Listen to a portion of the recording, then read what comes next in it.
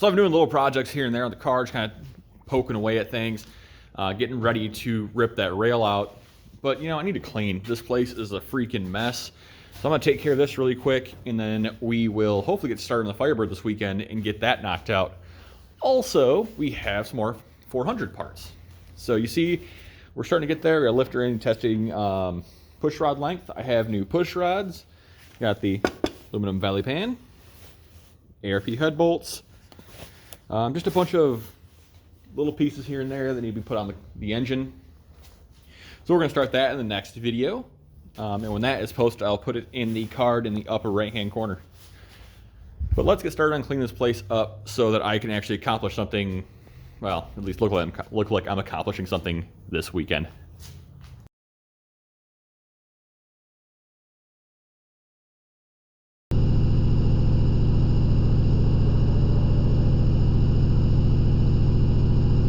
All right, so I got this table cleaned off at least enough to where I can kind of get the frame rail set up for the Firebird. But I want to kind of make a comment about drawer organization, something I'm not necessarily great at. So any tips in the comments down below would be fantastic. I'd really appreciate it. But essentially, I'm planning a lot of wiring with these two cars. I'm going to have a wire rack set up here with more spools. I got these because they were dirt cheap. But I'm trying to figure out the best way to organize a box. This is a US General Basic Harbor Freight box. Actually, I really kind of fallen in love with these. It's just a matter of they don't hold the sockets that I have as well. So we've got the larger sockets, odd size, a bunch of duplicates. I mean, it is what it is at this point. You see, I've got a bunch missing because, you know, why wouldn't I? So any tips there would be greatly appreciated. That'd be freaking awesome. But next up, I have this whole giant mess.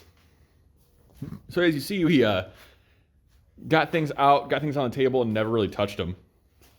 So I'm going to get this table knocked out first, get the frame rail over there onto the table, and then hopefully I can get this table set up for the engine building kind of area, or maybe this one. This one's already kind of set up for that, and I can kind of get this 400 put together a little more than it already is.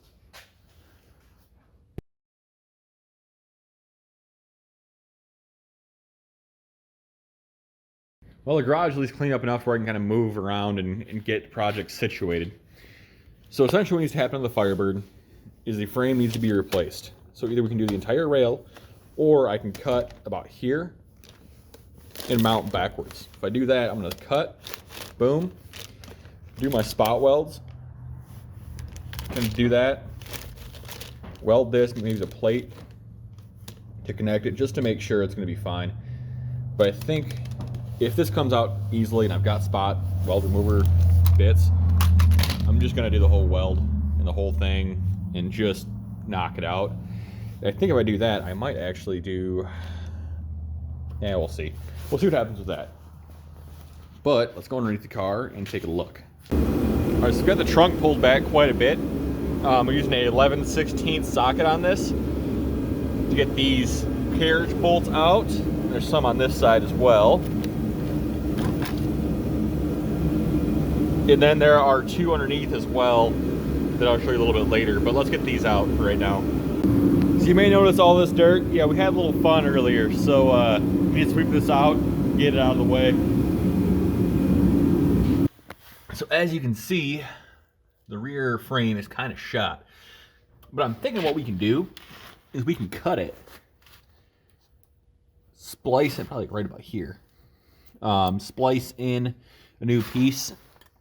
So what we're gonna have to do more than likely is get rid of the spot welds and put a new piece in. I'm gonna clean this up, maybe look in the floor inside the car and just kind of see what we've got. But I'm gonna start by cleaning this up and just hopefully we can make do with as little work as possible. But it looks like the whole thing is just pretty well shot from the leaf spring mount back. So let's see what we have. Let's get another angle of this. Let's look. Oh man, wow, okay. Yeah, so pretty much from that mount over is just straight up destroyed. A little bit of floor pan rust, but I think for the most part we should be pretty good. I'm gonna start poking away at this and seeing what's solid and what's not. But I think we might actually be in better shape than I thought we were, as weird as that is to say.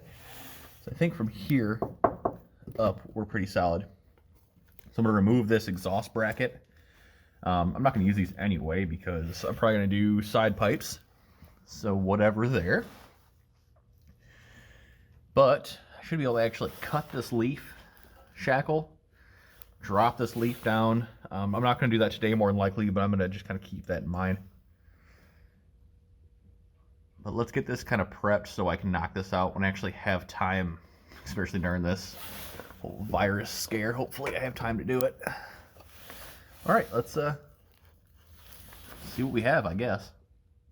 So here we have 2 1/2-inch nuts, bolts rather. Let's try to get these sons of beaches out. Cheater bar. Now at a certain point you kind of remember, smarter not harder. I'm going to try to use this cheater bar in here, but it's probably going to be a little tight. There's your bracket.